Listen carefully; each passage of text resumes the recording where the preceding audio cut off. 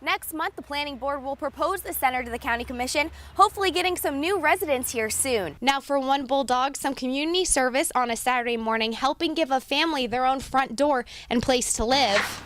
Hits a lot closer to home. The paths to these camps may be hard to find, but what you can do is follow the trash left behind. Florida men's basketball team is still alive and on to the Sweet 16.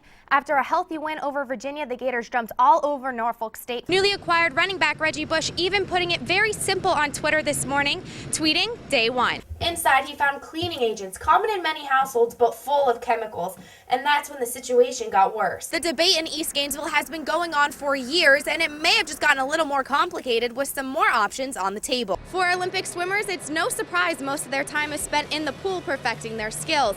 But two former Florida Gators are taking to the streets for a different kind of workout. Just hours ago, Tim Tebow was introduced as another quarterback on the New York Jets roster. And I'm Melissa Egan. Well, football is back. The 4-month NFL lockout is finally over, and the Dolphins are wasting no time getting to work. With the lockout over and the chaos of free agency, you can bet that these players were ready to get back to work on the field. Tyler Griffin returned to action last Wednesday against CSU. It's open to the public, free parking, and admission. Melissa Egan, NBC Miami.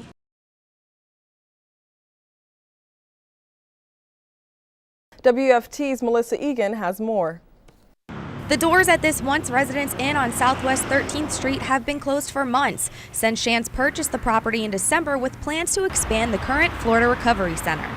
What they wanted to do is create a campus-style treatment facility, because right now in the current location, program participants who come from all over the country don't have anywhere to stay. At the public meeting last night, the Alachua County Planning Board decided to move forward with the rezoning of the property to a hospital medical district.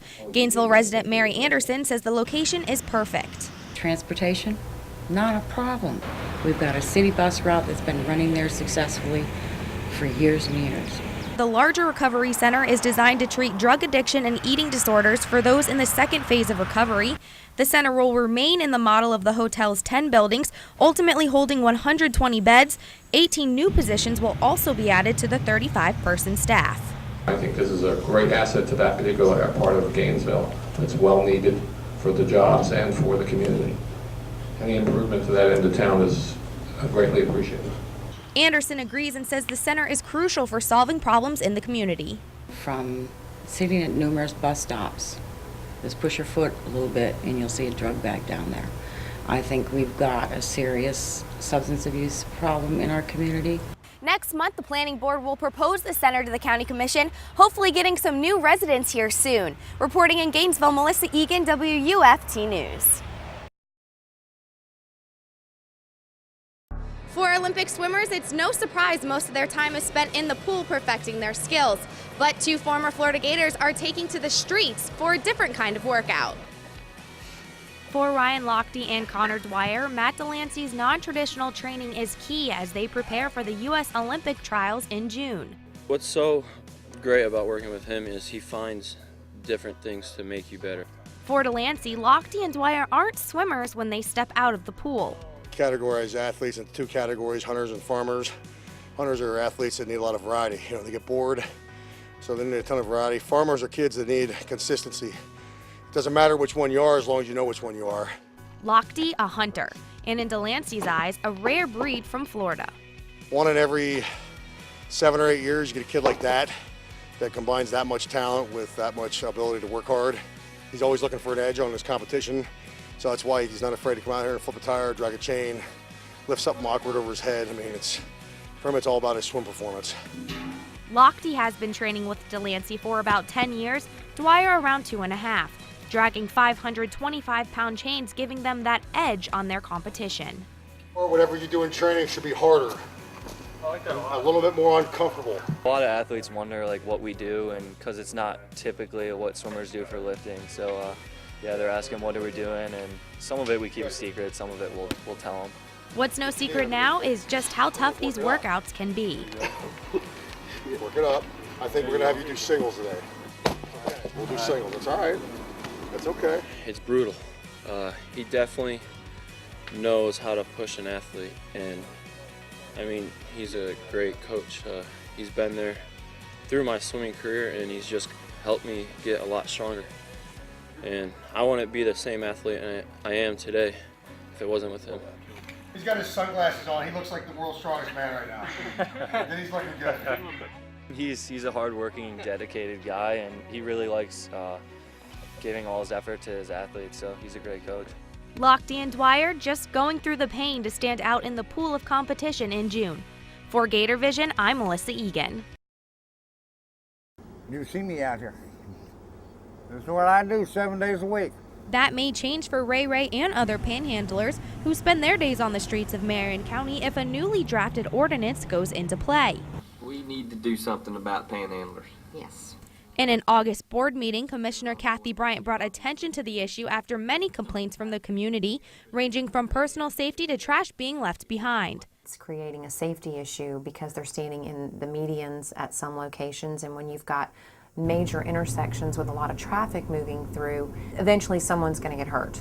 Marion County did have an anti-panhandling ordinance in 2006, but it was repealed after homeless man David Boer sued the county. Boer had a long arrest record with soliciting and argued it was his First Amendment right to beg.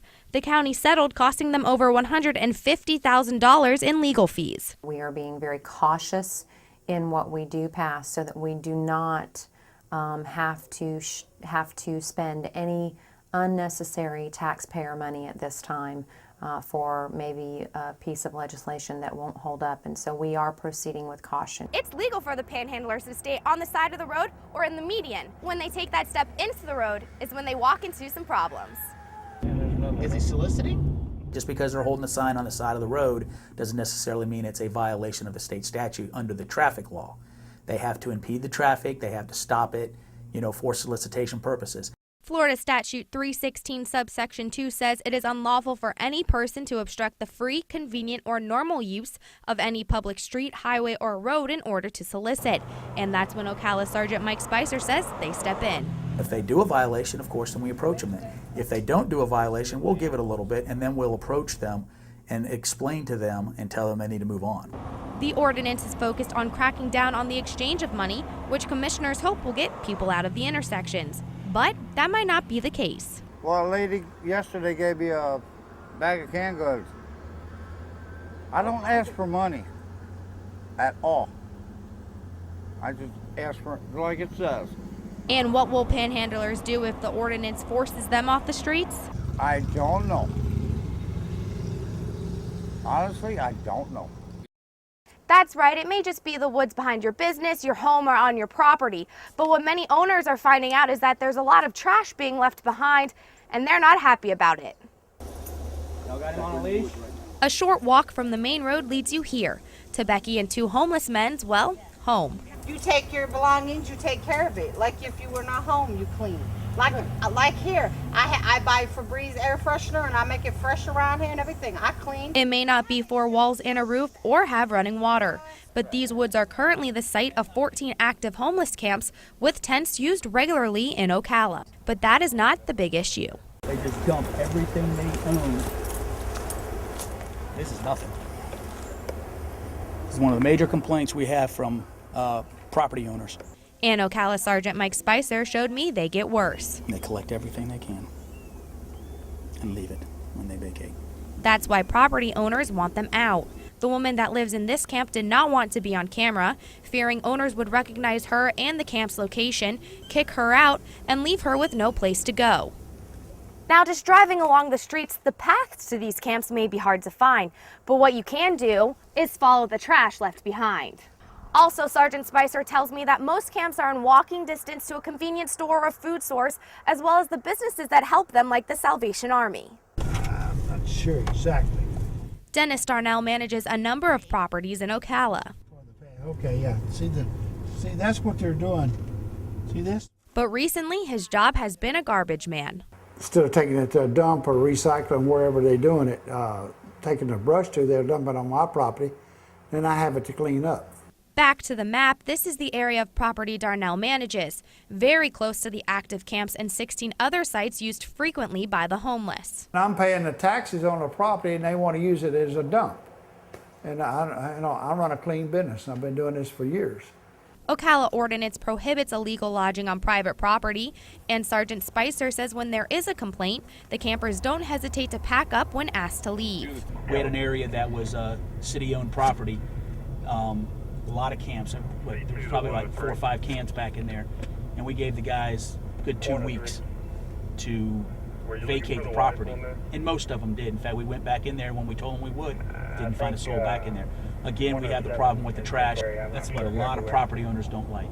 There are other lodging options like the Salvation Army, but most prefer to stay in their camps. So how do you survive out here?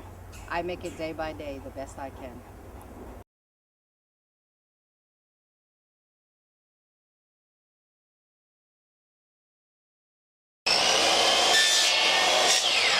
The Citadel football team is working hard this summer, not only in the weight room, but also in the community. We're out here helping, Habitat for Humanity. Got some teammates out here helping someone build a house, helping wherever we can, digging some holes, drilling some holes, doing it all. About right here. Yeah. He went all the way down. For the 3rd consecutive year, the Bulldogs lending a hand to Charleston's Habitat for Humanity, this year building houses on James Island.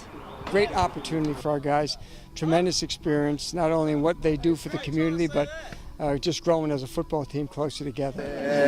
I've got a number of jobs. I'm kind of a grunt man today. I've been doing a lot of shoveling. I've also been measuring just a little bit, but mostly grunting sand from one spot to another.